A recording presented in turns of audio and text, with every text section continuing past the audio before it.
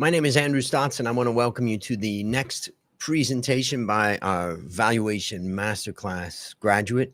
This is the final project and the culmination of hundreds and hundreds of hours of work and dedication to building a competitive advantage in company valuation.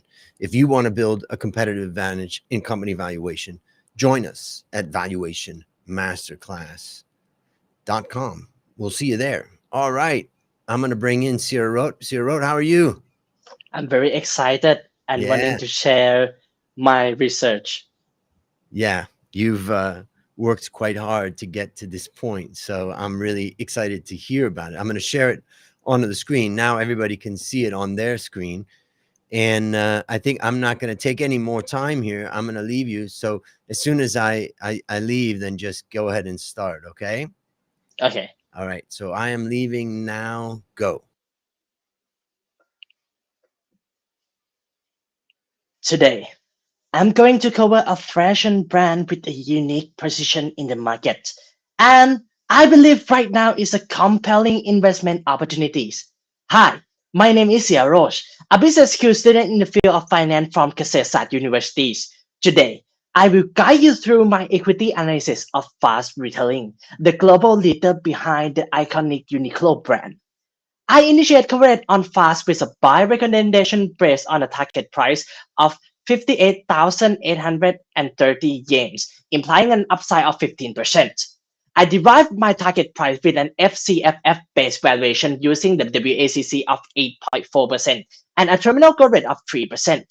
My key highlight is Fast Retailing is set to grow in ex-Japan growth, and my key risk is high dependence on chairman Takashi Yanai.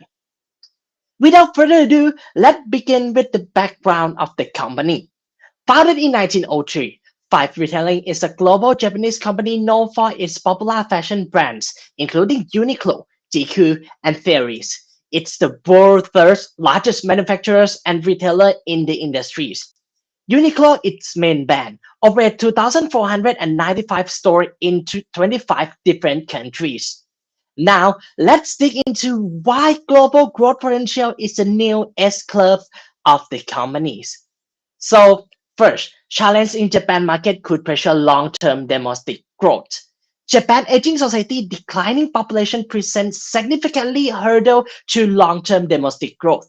By 2030s, the population of individual age 65 and older is expected to surge from 28% to 38%. Fast retailing relies on Japan, where 800 Uniqlo stores accounted for 40% of its global footprint is there, limit its ability to expect futures in the already saturated market. Given these factors, I foresee domestic revenue growth at a rate of annually around 5%. Fast retailing is set to grow in ex-Japan growth. Fast retailing international expansion, particularly in North America and Southeast Asia, serving as a key growth catalyst. These regions, with projected industry growth of 11% CAGRs, offer significant potentials. Management 10% annually revenue growth target appear achievable, given the brand's strong international momentum. I expect international market to contribute an additional 10% to global sales annually, effectively offset the domestic constraints. Lastly, economic slowdown in Greater China shows signs of recovery. Signs of recovery are emerging. Sales surged during the recent National Day holidays, particularly in East and Southwest China, driven by seasonal adjusted demand. Management decision to open 60 new stores, and I expect these strategies to driven a 6.5 CAGR in these regions, contribute significantly to global revenue and supporting 10% overall growth targets.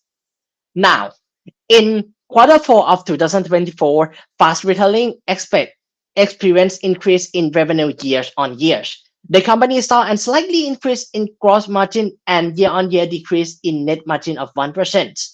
This is the important letter news here. Uniqlo faced backlash in China after its CEO said the company avoids Xinjia cotton, prompting boycott call over geopolitical tensions. I believe this is a temporary effect in a certain specific area of the mainland China, but is expected to resolve shortly. For the growth constraints, I will consider four factors: capital, operations, markets, and peoples, ranking them from majors to minors. So first, fast retailing is not heavily capital intensive. However, its working capital requirements are significant due to high inventory needs. The company consistently generates strong cash flow, supporting its financial stability and growth potentials.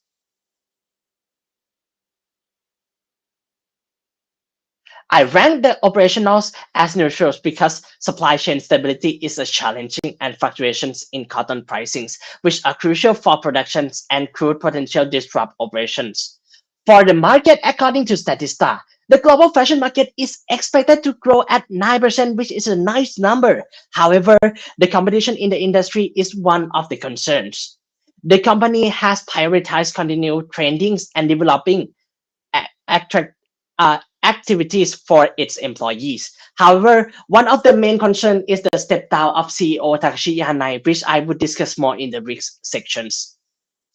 Now, let's discuss about revenue structures. Fast retailing revenue is primarily generated by three brands: Uniqlo, GQ, and others. Uniqlo, the flagship brands of the fast retailing group, contribute for over 85% of the total revenue. GQ, a more fashion-forward brand, accounted for 10% of the revenue, while other brands contribute for remaining 5%. Geopolitically, Japan represents the largest market, contribute 44% of fast retailing revenues, and highlighting its strong domestic presence. China following with 18%, and the remaining 38% of revenue is driven by other overseas markets. Using the FVMR frameworks, fast retailing stands out among its peers, particularly in terms of fundamental, momentum, and VIX. The main concern here is valuation, as fast retailing PE ratio of over 40 is slightly higher than of Japanese companies, reflecting the high expectation from the investors. Applying the 5 force model analysis, the main concern include the rivalry among competitive and threat of substitutes. For the rivalry among competitive, the apparel market is highly competitive market, as the top 10 players hold a market share of only 9%, with Zara and H&M in first and second place respectively. The industry market size is expected to grow by 9% worldwide according to Statista. Fast retailing in particular has driven innovative with products like Uniqlo, Heattech, and Airisoms. The company has strong bargaining power to the supplier as well as strategic partners. Therefore, it's difficult for other companies to compete in the same positions. The bargaining power of customer is low due to the various alternatives. Even the company has unique identities, and the company could put pressures on the customer could put pressure on the companies. There's still a threat of new entrants and substitute of the product. However, the positioning of Uniqlo has made such as innovative fabric like Heattech and Airisom would secure the position of fast retailing and make it hard for the new entrants to compete with the companies. Now, fast retailing ownership look quite good at 60% are independent director, which is greater than the Japan average of 11%. And this is a good sign as they can hold management accountability and bring in diverse experience. Now, moving on to the world-class benchmark. Profitability growth for fast retailing consistently ranked the top among 910 large consumer discretionary companies worldwide. The exceptional profitability growth derived from profitability and growth, even though the asset efficiency doesn't look compelling due to the high cash holding. The expense control is more than offset it. Additionally, the revenue growth and expense direction are in a good spot. Now for the ESG scorecard, fast retailing has introduced good positioning on socials and environment. The fact that the chairman also served as the company CEO raises some concern about the governance, but overall it's still in a good positions. Now let's moving on to the performance statement. I anticipate the revenue growth of 10% resonate with my stories. I have mentioning Additionally, I forecast a slightly improvement in the gross profit margin due to the enhanced supply chain efficiencies. I project the growth of net fixed asset as the company expansion plan is ongoing, and I forecast the loan payback to continue. As the CEO Takashi Yanai has mentioned it that he wants to secure the strong position of the company in the contracting economic situations. And according to the company expansion plan, I anticipate the CapEx to increase over time. Here's the financial ratios. The interesting part here is I anticipate the company would be able to shorten the inventory conversion periods. Given the upcoming project focus on inventory management and the management commitment to integrating the latest technologies, I believe that there's still a room for improvement, and the achieving a DIO of 100 days is an attainable figure. Regarding the gross profit margin, management has taken steps to improve operational efficiencies by focusing on high quality store opening and better stock keeping unit management. I believe there's a room for improvement, and as expansion enhance economy of scale of fixed costs, I project gross profit margin to improve slightly over for the next 5 years. And I anticipate the growth in free cash flow accordingly.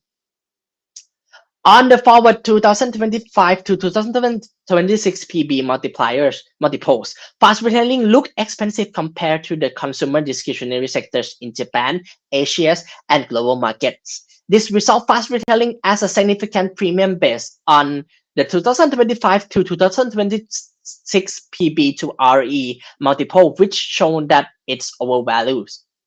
Now, on the forward 2025 PE multiple, fast retailing trade at a significant premium to the consumer discretionary sector in Asia, Asia ex Japan, and the world. This result fast retailing at a significant premium compared to the Asia, Asia ex Japan, and world. I assume the risk-free rate of 1.2% and the beta of 1, which is slightly higher than previous average result on cost of equity of 9.2%. This result in WACC as a discount rate of 8.4%. I use a terminal growth rate of 3%. In my best case scenario, I anticipate a gross margin of 55%, leading to a value of 58,880 yen per share based on FCFF methodologies. This represents a 15 upside compared to the current market price.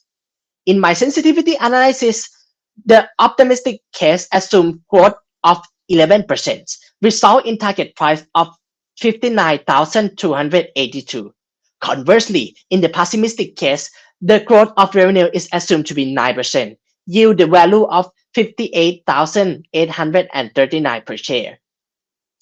Regarding the risks of the company, fast retailing success is closely tied to leadership of its chairman, Takashi Yanai, who has become the driving force behind the company global expansions and strategic visions. Moreover, the currency fluctuation could disrupt its cost structures and revenue streams. There's the probability of overseas earning missing market expectations, such as overcome could undermine investor confidence. And the unique one is seasonal weather risks. The unpredictable weather, such as the warm weathers or cool summers, pose the risk to unique season product sales. This can lead to overstocking, stock outs, and increasing markdown, which impact revenues. At the end of these presentations, fast retailing is one of the interesting Japan companies in both historically and business way. The company growth potential is compelling, and I find it acceptable. Therefore, I convey this message with a buy recommendations. Thanks for listening, and I'm open to any questions. All right, excellent. My first question is about the case, and I've seen it in the news. You mentioned it about the Xinjiang comments that came out, and there is a possibility that there's some kind of backlash that does stop people from buying at the stores. If it was the case that it ended up having some impact like that, how significant would that be on the overall revenue or overall profit of the company? So as I have mentioned it, that fast retailing have exposed in China market of 18%. So there would be some impact on the revenue stream. However, I think in these situations, it's not like gonna be impact that much. When compared to like the situations in 2019 when the company facing the uh, boycott by uh, Koreans in that day. Mm. So I think yes, it would affect the company, but in the short term. But if it affects the company, also have the presence in Japan and in the other regions all around the world. So it might not be that much contribute to overall growth. And how do you feel? I mean, the share price has gone up quite a bit. I it would have been better if we were having this call, 6 months ago. But I'm just curious, how do you feel about the recent rise in the share price and how we should think about it if we wanted to buy it? I think the reason jump in the price is based because this news. Because on the Monday, the share price is go down to 49,000, and then I think it's a sign that the investors see that it's too low, and the investor come to buy the stocks. And I'm not sure like what is today price, but I think it's still upside and it's still not a strong buy, but it's still a buy recommendation for me. And if the share price got up to your target price, which is just 15% to get there, would you say that, okay, I'm not really interested in the company anymore? Or would you say there's still, it's still to you, a good investment? I mean, the company is still a good company, as I seen as you can see in the FEMR and also in the WCB scorecard. Uh, but for me, uh, if it exceed my recommendation price, it would be maybe a hold recommendations because it might be too expensive to buy the stock compared to the value of the stocks. Okay, excellent. How does it feel to graduate from Valuation Masterclass? I feel very excited, very great. It's like 12 week of like a lot of time I contribute to it, a lot of work I contribute to it, and right now I feel very confident from the skill I get from the class. Yeah. And some people, are worried that they don't have enough time to do it. It is a lot of time commitment, but maybe you can review all the different things that you've been working on and still can finish this in 12 weeks. So yeah, that there's also a raining day for me. Like I have many things that's going on in my life in the past 12 months.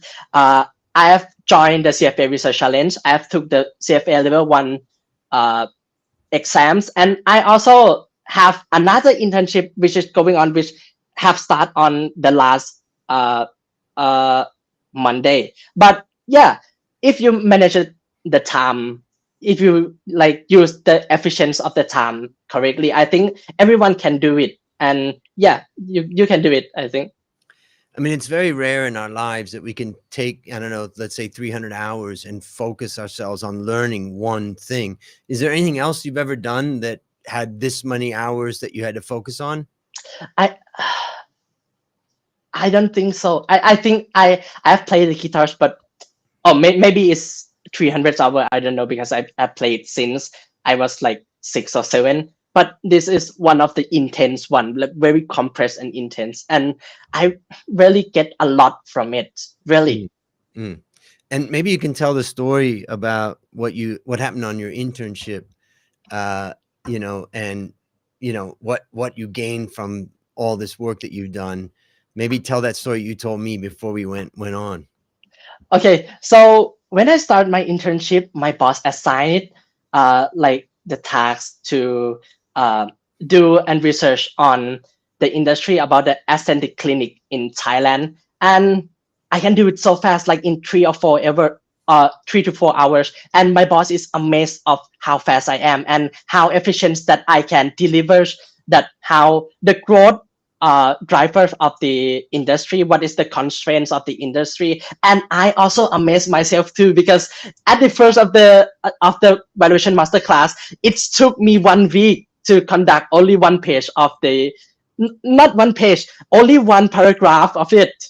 Yeah. So that is a lot for me, a lot of improvement. Yeah, it's interesting because having hired many people over the years, I see different people come in with different levels of speed. And if they come in and it takes them a long time to do stuff, then it's not valuable for me. I need somebody that can get up to speed as fast as possible. And that's part of the reason why we have all the intensity in the valuation masterclass to kind of get people on that zone so that when they go to work, they really can add value right from the beginning.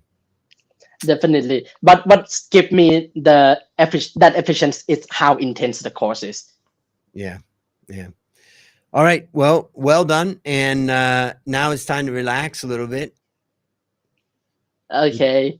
And so I'm gonna exit here, but I'll see you in the Slack channel, and then I'll see you in some celebrations too. So, all right, Thank good. you. Okay, take care. Well done. Well, that was incredible and a lot of work. I asked him how many hours he spent. He said 300 hours for the whole class, roughly. So incredible dedication. And I love that story about when he got to his internship and his boss gave him something to do, that he was able to do an industry analysis very quickly in 3 hours and come up with, what the growth opportunities are, what's the constraints to growth. And these frameworks that I teach in Valuation Masterclass, I believe, provide what you need to be able to do that. So that's exciting. If you want to build a competitive advantage in company valuation, join us at the Valuation Masterclass at valuationmasterclass.com.